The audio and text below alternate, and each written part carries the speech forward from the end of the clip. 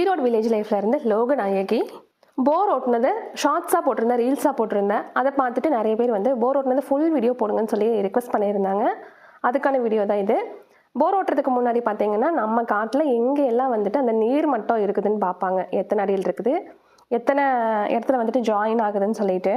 நிலத்துக்கு அடியில் நிறைய பக்கம் பார்த்தீங்கன்னா தண்ணி போயிட்டு தான் இருக்கும். ஆனால் நம்ம நிலத்துக்கு அடியில் எந்தெந்த இடத்துல எல்லாம் வந்து தண்ணி போயிட்டுருக்குது, அதுவும் வந்து ஒரு பாயிண்டில் ஒரு 2-3 நீர் பாதை வந்துட்டு ஜாயின் ஆகிற மாதிரி இருந்துச்சுன்னா அந்த இடத்துல வந்துட்டு பாயிண்ட் பண்ணிவிட்டு நம்ம போர் ஓட்ட ஆரம்பிச்சிருவோம். அந்த மாதிரி தேடுறதுக்கு தான் பார்த்தீங்கன்னா நீரோட்டம் பார்க்குறதுன்னு சொல்லுவாங்க. நிறைய பேர் வந்துட்டு தேங்காய் வச்சு பார்ப்பாங்க, இல்லை அந்த இரும்பில் வந்துட்டு கயிறு மாதிரி கட்டி அதை வச்சு பார்ப்பாங்க. என்னோட ஹஸ்பண்ட் பார்த்தீங்கன்னா தேங்காய் வச்சு பார்ப்பாங்க, ஓரளவுக்கு அவங்களுக்கு தெரியும். ஆனால் நாங்கள் அதை நம்பி பண்ணலை. எங்கள் வீட்டுக்கு பக்கத்துலேயே ரெகுலராக இந்த நீரோட்டம் பார்க்குறவங்க ஒருத்தவங்க இருக்கிறாங்க. அவங்க தான் வந்து பல வருஷமாக பார்த்துட்ருக்குறாங்க.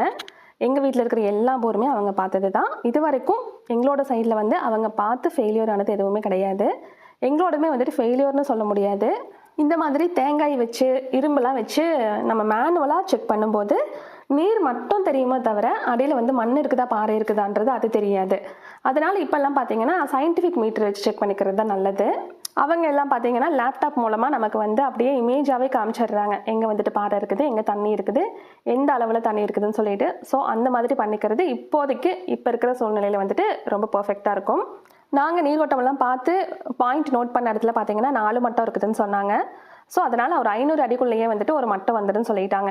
அதனால நாங்கள் போர் வண்டியெல்லாம் கூப்பிட்டு அவங்க வேறு பக்கம் ஓட்டிட்டு நைட்டு 9:30 தான் வந்தாங்க. வந்ததுக்கப்புறமா பூஜையெல்லாம் போட்டுட்டு செட் பண்ணிட்டோம்.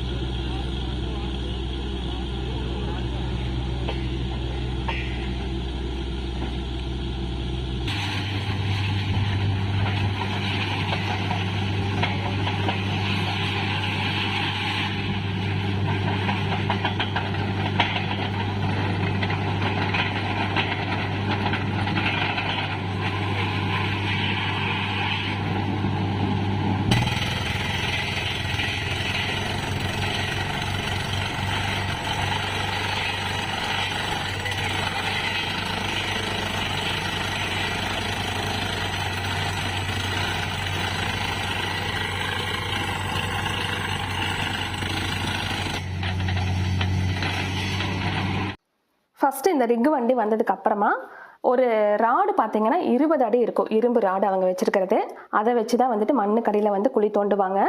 அந்த இரும்பு ராடில் வந்துட்டு ஒரு ராடு இறக்கும் போது நமக்கு 20 அடி போயிடுச்சுன்னு கணக்கு இருக்கும். இந்த போர் வண்டியில் போர் ஓட்டும் போது பார்த்தீங்கன்னா என்னவோ புதையல் எடுக்கிற மாதிரி எல்லாத்துக்குமே வந்துட்டு அவ்வளோ ஆர்வமாக இருக்கும். இந்த சவுண்டு கேட்குறதுக்கே வந்துட்டு நிறைய பேர் ஆசைப்படுவாங்க, தூங்கவே மாட்டாங்க. நாங்களும் அப்படிதான் எங்கள் வீட்டில் வந்துட்டு மொத்த குடும்பமும் போயிட்டு சரி தண்ணி வர்ற வரைக்கும் நம்ம பார்த்துட்டு அதுக்கப்புறமா வந்து தூங்கிடலான்ட்டு. ஏன்னா அஸ்வினுக்கு பார்த்தீங்கன்னா அடுத்த நாள் ஸ்கூல் இருந்துச்சு. இந்த டைமில் எதுக்கு வாய்க்கால் தண்ணி வர்ற டைமில் எதுக்கு வந்து போர் ஓட்டுறீங்க நிறைய பேருக்கு டவுட் இருக்கும். நாங்கள் இந்த காட்டில் வந்து ஆல்ரெடி கிணறு வெட்டியிருக்கிறோம். ஒரு 45 அடி அளவுக்கு வந்து கிணறு வெட்டிட்டோம். அந்த வீடியோ எல்லாமே நம்ம சேனல்லையே இருக்குது. அதோட லிங்க் எல்லாமே கீழே டிஸ்கிரிப்ஷனில் கொடுக்குறேன். இந்த காட்டுக்கு ஒரு போகம் வந்து வாய்க்கால் தண்ணியும் வரும். ஆனால் அந்த மாதிரி வாய்க்கால் தண்ணி வரும்போதும் கிணத்துல வந்து தண்ணி இருக்கும். மற்ற நேரம்லாம் பார்த்தீங்கன்னா தண்ணி பத்தாது. ஒரு 2.5 ஏக்கரா கட்ட பாயணுன்றதுனால இப்போ வந்து போர் போட்டுட்டா 2 வச்சு நம்ம வந்து ஒரு நல்ல வெள்ளாமையை பண்ணலாம். மஞ்சள் போடுறதுக்கு இல்லை குச்சிக்கிழங்கெல்லாம் போடுறதுக்கு பார்த்தீங்கன்னா தண்ணி பத்தாது. வாய்க்கால் தண்ணி வர்றப்போ நம்ம வந்து நெல் நடவு போட்டு எடுத்துக்கலாம். அந்த ஒரு 3 மாதத்துக்கு பிரச்சனை இருக்காது. அதுக்கப்புறமா சோளம் அந்த மாதிரி தீவனப்பில் மட்டும்தான் போட முடியும். இந்த காட்டுக்குமே பார்த்தீங்கன்னா ஃபுல்லாகவே சொட்டு நீர் பாசனம் தான். ஆனால் சொட்டு நீராகவே இருந்தாலும் நம்ம குச்சிக்கிழங்கு மஞ்சள்லாம் போடுறதுக்கு நிறைய தண்ணி தேவைப்படும். கரும்பெல்லாம் போட்டுட்டோன்னா வந்து தண்ணி நிறைய தேவைப்படும். ஸோ தண்ணி பத்தாதுன்றதுனால ஓரளவுக்கு ஒரு போர் மட்டும் ஓட்டி வச்சுக்கலான்றதுக்காக இந்த டைமில் ஓட்டணும். இப்போ தான் நெல் அறுவடை முடிச்சிட்டோம். அடுத்ததான் வந்து குச்சிக்கிழங்கு தான் வந்து நடவு செய்ய போகிறோம். அப்படி நம்ம வெள்ளாமையெல்லாம் பண்ணிவிட்டு அதுக்கப்புறமா அந்த ரிக் வண்டியெல்லாம் வந்து இறஞ்சலாக இருக்கும். அதுவும் இல்லாமல் தண்ணியும் பத்தாதுன்றதுனால இந்த டைமில் ஓட்டிட்டா வேலை முடிஞ்சிடும்ன்றதுனால நமக்கும் தண்ணி பிரச்சனை இருக்காது. வண்டியெல்லாம் வந்துட்டு போகிறதுக்கும் பிரச்சனை இருக்காது. மோட்டார்லாம் மாட்டுறதுக்கும் ஈஸியாக இருக்குன்றதுனால இப்போ ஓட்டணும். ஃபஸ்ட்டு மண் லூஸாக போகிற வரைக்கும் ஒரு 30 அடியோ 40 அடியோ 50 அடியோ எந்த அளவுக்கு வந்து மண் லூஸாக போகுதோ அந்த அளவுக்கு நல்லா குழி ஓட்டிட்டு அதுக்கப்புறமா பார்த்தீங்கன்னா அத்தனை அடிக்கும் வந்து கேசிங் பைப்புன்னு ஒன்று இறக்குவாங்க. எங்களுக்கு பார்த்தீங்கன்னா 50 அடி வரைக்கும் லூஸ் கிடச்சிதுன்னு சொல்லிட்டு அது வரைக்கும் ஓட்டிட்டு அதுக்கப்புறமா கேசிங் பைப் இறக்கிட்டோம் ஒரு 50 அடியில். அதுக்கப்புறமா பார்த்தீங்கன்னா ஒரு 500 அடி வரைக்கும் ஓட்டலாம், அதுக்குள்ள வந்துட்டு ஒரு மட்டம் வந்துடும் நினச்சிட்டு ஓட்டிக்கிட்டே இருந்தாங்க. அப்பயே பார்த்தீங்கன்னா ஒரு 10:45 ஆயிடுச்சு. ஹஸ்பண்ட் சாப்பிடாம இருந்தாங்கன்னு சொல்லிட்டு வீட்டுக்கு வந்தாங்க. நானும் வந்து வீட்டில் கொஞ்சம் வேலையெல்லாம் இருந்துச்சு, பாத்திரம் கழுவுறது, பால்கெல்லாம் பெற போடுறதுன்னு சொல்லிட்டு சரி ஓகே வந்துட்டு அவங்க சாப்பிட்றதுக்குள்ள அவசரமாக வந்து இந்த வேலையெல்லாம் முடிச்சுட்டு, ஏன்னா போர் ஸ்டார்ட் பண்ணும்போது பார்க்கணுன்ற ஆர்வத்தில் எல்லாரும் சாப்பிட்ட உடனே அப்படியே எரிஞ்சிட்டு போயிட்டோம் எல்லாத்தையும். நைட்டு எத்தனை மணிக்கு வந்து தூங்குவோன்னு தெரியாது, இல்லை விடிய வரைக்குமே வந்து முழிச்சிட்டு இருக்கிறமானு தெரியாதுன்றதுனால இப்போயே வந்து ஓரளவுக்கு க்ளீன் பண்ணி வச்சுட்டு போயிட்டா தான் நைட்டு ஃபுல்லாக தூங்கலைனாலும் காலையில் வந்துட்டு நம்மளால சமைக்க முடியும் அப்படின்றதுனால நல்லா தேக்கி வச்சிருந்த வேலை எல்லாத்தையுமே வந்துட்டு கிச்சன் ரூமில் ஃபுல்லாக முடிச்சுட்டு போயாச்சு. இந்த வேலையெல்லாம் முடிச்சுட்டு காட்டுக்கு போகிறப்பயே பார்த்தீங்கன்னா ஒரு 11:30 கிட்ட ஆயிட்டங்காட்டி சரி கையோட டீயும் வச்சுட்டு போயிடலான்னு சொல்லிட்டு ஒரு ஃப்ளாஸ்க்கு ஃபுல்லாக டீ கப்பு டம்ளர் எல்லாத்தையும் எடுத்துகிட்டு போயாச்சு. அங்கே போகிறப்ப பார்த்தீங்கன்னா ஒரே புகை மூட்டமாக இருந்துச்சு. அதனால எல்லாருமே வந்து இந்த கிணத்துக்கிட்ட அந்த பாம்பேரி செவத்தி மேலே உட்காந்து வேடிக்கை பார்த்துட்டு இருந்தாங்க. ஏன்னா ஃபஸ்ட்டு 500 அடி வரைக்கும் வந்து வெறும் புகையும் மண்ணுமா தான் வரும்னு தெரியும். அதனால் வந்து ஒரு ஓரமாக உட்காந்துட்டு வேடிக்கை பார்த்துட்டு இருந்தோம். அதுக்கப்புறமா ஒரு 500 அடி கிட்ட வரும்போது தான் வந்து எல்லாருமே வந்துட்டு கொஞ்சம் தண்ணி வருமோ வராதோன்ற மாதிரி இருந்தது. தண்ணி வரும்ன்ற நம்பிக்கை இருந்துச்சு. ஏன்னா ஒரு தடவை பார்த்து அந்த பாயிண்ட்லாம் வந்து நாங்கள் நோட் பண்ணி வைக்கல. ஒரு 2-3 டைம் பார்த்து ஹஸ்பண்டும் ஒரு 2-3 டைம் வந்து காடு ஃபுல்லாக சுற்றி வந்து தான் வந்து அந்த பாயிண்ட்டே நோட் பண்ணாங்க. இப்போ தேங்காய் கையில் வச்சுட்டு நிற்கிறவங்க தான் வந்து எங்களுக்கு நீரோட்டம் பார்த்து கொடுத்தாங்க. அந்த 500வது அடியை தாண்டின உடனே வந்து ஓகே என்னடா ஆச்சு இன்னும் மட்டமே வரலையேன்னு சொல்லிட்டு அப்புறமா தேங்காயை கையில் எடுத்து சுற்றவும் அந்த இரும்பு ஆடை கையில் எடுத்து சுற்றவும் 2 பேரும் வந்து சுற்றி பார்த்துட்டு இருந்தாங்க. கரெக்டான பாயிண்ட்டில் தான் வந்து குழி ஓட்டிட்டு இருக்கிறோமா நீர் மட்டம் கிடச்சிருச்சான்ட்டு.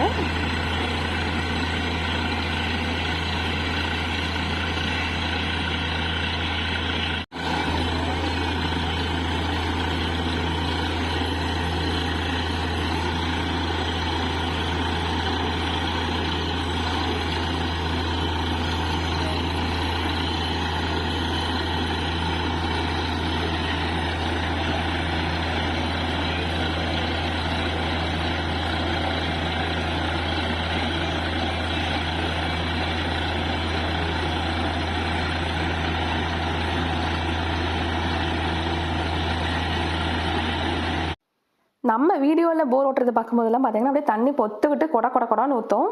அதே மாதிரி நானும் கொடான்னு ஊற்றுன்னு பார்த்துட்டு இருந்தேன். வீடியோ ஆன் பண்ணி வச்சுக்கிட்டே பார்த்துட்டு இருந்தேன். எனக்கு என்னவோ இந்த மண் வந்துட்டு குப்புன்னு விழுகிறது எல்லாமே பார்த்தீங்கன்னா தண்ணி தான் கொடான்னு பொத்துக்கிட்டு ஊற்றுற மாதிரி இருந்துச்சு. பார்த்தா அது கடைசியில் மண்ணும் புகையுமா போயிடுச்சு. அந்த மண்ணையுமே பார்த்தீங்கன்னா அப்பப்போ ஒரு கை அள்ளி பார்த்துட்டு இருப்பாங்க. அந்த தண்ணி இருக்கிற மாதிரி ஈரப்பதமாக இருக்குதா, இல்லை ரொம்பவே வரந்தா இருக்குதா, இல்லை பாறை மண்ணாக இருக்குதான்னு சொல்லிட்டு.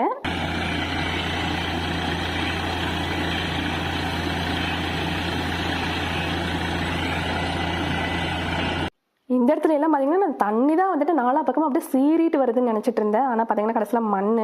ஒருத்தர் ஆப்ரேட் பண்ணிக்கிட்டு இருந்தாரு. 2 பேர் பார்த்தீங்கன்னா அந்த ஒரு ராடு மாற்றும் போது ராடு மாற்றுறதுக்கு ஒருத்தர், மண் அள்ளி கொஞ்சம் தள்ளி போடுறதுக்கு ஒருத்தர். அதுக்குள்ளே பார்த்தீங்கன்னா ஒரு 4-5 லோடு கட்ட மண் சேர்ந்துருச்சு. அதை அப்படியே தள்ளி விட்டால் தான் அந்த இடத்துல போய் நின்று ராடெல்லாம் மாற்ற முடியும். அப்புறம் தண்ணி வந்தாலுமே வந்துட்டு கொடன்னு வருதுன்றதுனால அதுக்கு தண்ணி போகிறதுக்கு வழி வேணும். அந்த இடத்துலேயே மண் இருந்துச்சுன்னா ரொம்ப கசகசன்னு ஆயிரும்ன்றதுனால தண்ணி போகிறதுக்கு வழி வச்சுட்டு 2 பக்கமும் பிரித்து மண்ணை போட்டுட்டு இருந்தாங்க. 500 அடிக்குள்ளே எந்த மட்டமுமே வரல. சரி அதுக்கப்புறமா மட்டம் இது வருமானு சொல்லிட்டு எல்லாருமே பக்கத்தில் நின்று பார்த்துட்டு இருந்தோம். லாஸ்ட்டாக வந்து 580ல் கொஞ்சமாக தண்ணி வந்துச்சு. அந்த தண்ணியுமே எப்படி வந்துச்சுன்னு பார்த்தீங்கன்னா தண்ணியும் மண்ணும் கலந்து அப்படியே அந்த தோசை மாவு பதத்தில் வந்துச்சு. அதாவது சின்னதாக வந்து ஒரு மட்டம் கிடச்சிருக்குதுன்னு சொன்னாங்க, கொஞ்சமாக தண்ணி வர்ற அளவுக்கு. அதுக்கப்புறமா திருப்பியும் எத்தனாவது அடியில் அடுத்த மட்டம் இருக்குதுன்னு சொல்லிட்டு திருப்பியும் தேங்காயை எடுத்துகிட்டு சுற்ற ஆரம்பிச்சிட்டாங்க. அதே ப்ராசஸ் தான். தேங்காய் எடுத்துகிட்டு சுற்றுறது, இரும்பு கம்பியெல்லாம் எடுத்துகிட்டு சுற்றுறது, அப்புறமா வந்துட்டு மண் அள்ளி பார்க்குறது, இந்த மாதிரியே போயிட்டு இருந்துச்சு. ஒரு 700-750 அடி ஓட்டுற வரைக்கும் ஒரு 3 மணி வரைக்கும் நாங்களும் அங்கேயே இருந்தோம். 3 மணிக்கு மேலே வந்து இதுக்கு மேலே முழிச்சிட்டு இருந்தா அதனால ஸ்கூலுக்கு போக முடியாது, எந்த வழியும் செய்ய முடியாதுன்றதுனால நான், அஸ்வின், மாமா 3 பேருமே வந்துட்டோம். ஹஸ்பண்ட் அப்புறம் மற்றவங்க எல்லாமே வந்துட்டு அங்கே பார்த்துட்டு இருந்தாங்க. அதுக்கப்புறமாவும் மட்டம் இருக்குதுன்னு சொல்லிட்டு ஓட்டிக்கிட்டு இருந்தோம். ஏன்னு பார்த்தீங்கன்னா அதுக்கப்புறமா ஒரு 400 லாஸ்ட்டு 400 அடியெல்லாம் ஓட்டும் போது பார்த்தீங்கன்னா மேலே மண்ணும் வரல தண்ணியும் வரல. அப்படின்னா நம்ம குழி ஓட்டின பக்கமே பார்த்தீங்கன்னா தண்ணி இல்லாமல் வேறு பக்கம் வந்துட்டு அந்த ஏர்லாம் போயிட்டுருக்குதுன்னு அர்த்தம். லாஸ்ட்டாக அந்த 600லேருந்து 1000 அடி வரைக்கும் ஓட்டினது வந்து எந்த பிரயோஜனமும் இல்லை. அது ஓட்டினதுக்கு ஓட்டாமையே இருந்திருக்கலாம். அடுத்த நாள் வந்து பழைய போரில் இருந்தே ஹோஸு, மோட்டார், அப்புறம் வயர் எல்லாமே இழுத்துட்டு அதையே கொண்டு போய் இந்த புது போரில் இறக்கியாச்சு. இறக்கும் போதும் பார்த்தீங்கன்னா கேசிங் பைப்பே நிற்கலைன்ற மாதிரி சொன்னாங்க. அதுக்கப்புறமா அது எப்படியோ ஒரு வழியாக கான்க்ரீட்லாம் போட்டு செட் பண்ணிக்கலாம்னு சொல்லிட்டு சரி லைட்டாக கொஞ்சமாக ஒரு 500 அடிக்கு 600 அடிக்குன்னு சொல்லிட்டு கொஞ்சம் கொஞ்சமாக பைப் இறக்கி பார்த்தாங்க. ஆனால் ஃபஸ்ட்லாம் வந்து ஒரு 600 அடி இறக்கும்போது பார்த்தீங்கன்னா ஒரு 20 நிமிஷத்துக்கு தண்ணி வரும், அதுக்கப்புறமா தண்ணி வராது. அதுக்கப்புறமா 700 அடி 800 அடி 900 அடின்னு சொல்லி கொஞ்சம் கொஞ்சமாக இறக்கிட்டு இப்போ பார்த்தீங்கன்னா ஒரு 2 மணி நேரம் கழிச்சு ஒரு 3/4 மணி நேரம் தண்ணி வருது. அதுவும் பார்த்தீங்கன்னா ஒரு 1/2 இன்ச்லேருந்து 3/4 இன்ச் அளவுக்கு தண்ணி வருது. அந்த ஒரே ஒரு மட்டம் தான் போல இருக்குது. இப்போ வரைக்குமே வந்து டெஸ்டிங்கில் தான் போயிட்டுருக்குது. எவ்வளோ நேரம் கேப்புக்கு அப்புறமா எவ்வளோ நேரம் தண்ணி வருதுன்ற மாதிரி அப்போ போயிட்டு டைம் நோட் பண்ணிவிட்டு ஆஃப் பண்ணிவிட்டு வந்துடுறது. இதுக்கப்புறமா டைமருக்கு இது செட் பண்ணி தான் வந்து நம்ம அந்த போர் வாட்டரை போட்டுடணும். இதோட அப்டேட்டு ஃப்யூச்சரில் விளாகில் சொல்கிறேன். தேங்க்யூ.